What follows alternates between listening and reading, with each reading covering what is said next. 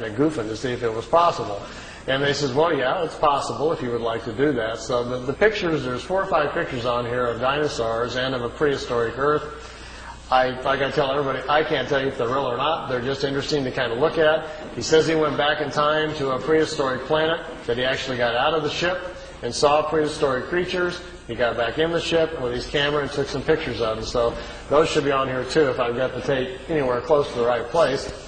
And then I brought with me, which I haven't shown in quite a while, just for you to see.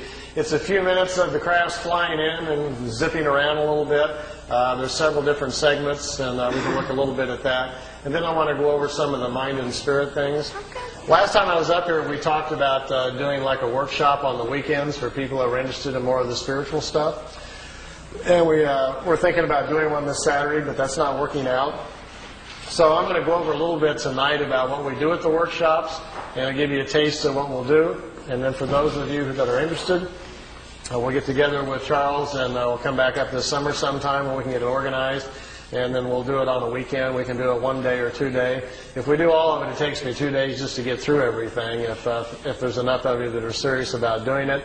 I have my own copper pyramid that Billy made for me that we use in groups, and I'll teach you some meditations, and I'll teach you some of the mind things, different areas of your mind, how to use the symbols and find them. So it's kind of fun stuff if you're interested in following that kind of path. As well as we'll go over some things about the universe and how our cycles, our incarnation, how the rings are formed, and we'll have some fun with that and try some things.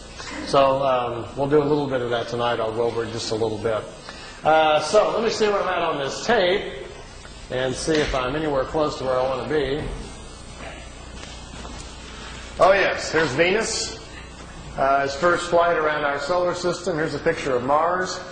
By the way, this is not a professional tape. As you can see, these pictures are in a picture album, and I've just got my camcorder out, and Wendell and I are flipping through the pictures. So this is not a produced tape for you to look at, so it'll probably never be on the market, but at least you get a chance to see some of these pictures.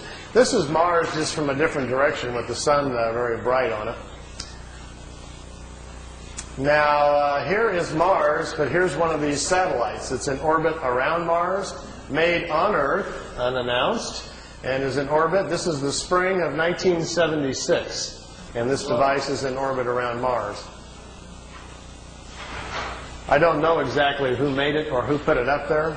Here's another one. This is Mars again, and here's the light panels, solar panels, and the satellite equipment in orbit around Mars again. This is a different one. This is a dust storm on Mars. Billy wanted to get close and try to take pictures of artifacts. You've all heard about some of the Sidonoplasma on Mars, about the face on Mars that Richard Hoagland and other people have been looking into. Billy published a paper back in the 70s talking about that. There was a race of people lived on Mars. They had a terrible catastrophe about 186,000 years back. At the time, there was about 40 million people killed on Mars, and they're all gone now, of course. So there were societies there, and we will find quite a few remains of their civilization once we get up there. Here he's on board one of their large motherships. This is the side or the edge of a saucer that was parked inside as he was walking by it. Here's Jupiter. Here's the mothership in orbit. They're flying into it to go aboard. It was 17 miles high and about 10 miles in diameter. He spent 3 days on it. They went to different places in our galaxy to show him around. This was the craft that was right in front of them as they were flying into it. He took a picture of that one. Here, again, is back at Mars. These aren't in any particular order. Here's another object in orbit around Mars. And look, here's an American flag on it. So there's a couple of things that they put up there that the military's put up that we don't know about. This is a picture of Billy in a suit. He's on a prehistoric planet to see the dinosaurs. He's got a breathing apparatus on. This is a Pleiadian man, and they've stepped outside of the ship so he can see the animal life on this prehistoric world. Got his picture taken, too. That's pretty good. This jumps back here to, remember the Apollo-Soyuz hookup, us and the Russians back in '76? Billy asked him if he could go up and watch it. They said, okay. They took him up. There's several pictures here of the Apollo-Soyuz hooking up with Earth in the background. some of the wildest pictures he's got. I mean, just look at the vantage point. The planet's in the background. How else would you get this picture unless you were up there at that particular vantage point? Not a lot of people have that in their photo albums, you know. You can imagine the people at NASA would crack up, you know. They'd probably find it a little hard to believe at first, but they don't have pictures like this. Here it is when it's just hooked up. There's Earth in the background, and here's the two capsules coming together.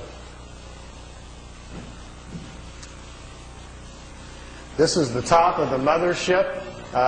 There's windows, but there was nobody in the windows as they came into it.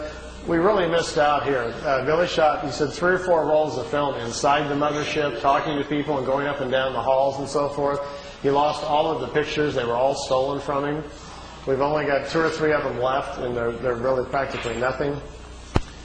This is a prehistoric Earth. They're back in time. That's Earth in the background. That's a moon in front of Earth, and he's looking over the surface of another moon. At that point, they told him there were 2 moons in orbit around planet Earth. We think we're about 60 million years back. Here's another picture over the surface. Neither one of those moons is currently the moon that's in orbit now. The moon that's in our orbit now, they say, has only been there around 5 million years. Look at this one. This is another piece of equipment in orbit around Mars, and it's huge. It's like a space station. And it's in orbit around the planet. It's also from Earth. We haven't heard anything about that, have we? Here's the dinosaur pictures. Billy's back inside the ship, and there's a viewing screen in the craft, and he says he's taking these pictures. Here's our first dino. He's got kind of gold-brown skin, got large hind legs, short forelegs, and a head that looks kind of amphibian, like a vegetarian type. Here's the second one. There's a bird here apparently dropping some food or something. Is that Charles? Charles dropped his food. This one's pretty hard to see. Here's the head of some sort of creature crashing through some bushes here. It's hard to tell. I know it's probably hard to see these anyway from back there, but just the idea that someone could actually go back in time just really gets my brain going. There's a bird. There's his eyes and pretty nasty looking teeth. And the last picture after this one is the strangest of all. It's a plant that has an insect head. Billy calls it a plantum. They were trying to explain to him how the evolution of different life forms goes. How, for instance, here's a plant life when the plants are the food kingdom of the world. When the plants evolve to a certain level of evolution, then these lower order forms, here's a small head, and this head is part of that plant. There's these 2 little eyes. It's an insect, the beginning of insect life on the planet when the food kingdom has evolved high enough. There are 7 different stages, they say, of spiritual energies or creational energies on a planet that create the many different kinds of life forms. There's a transition from one kind to the next. Ours is the 7th or the last one. We have to wait until the animal kingdom has raised the evolution of the body material.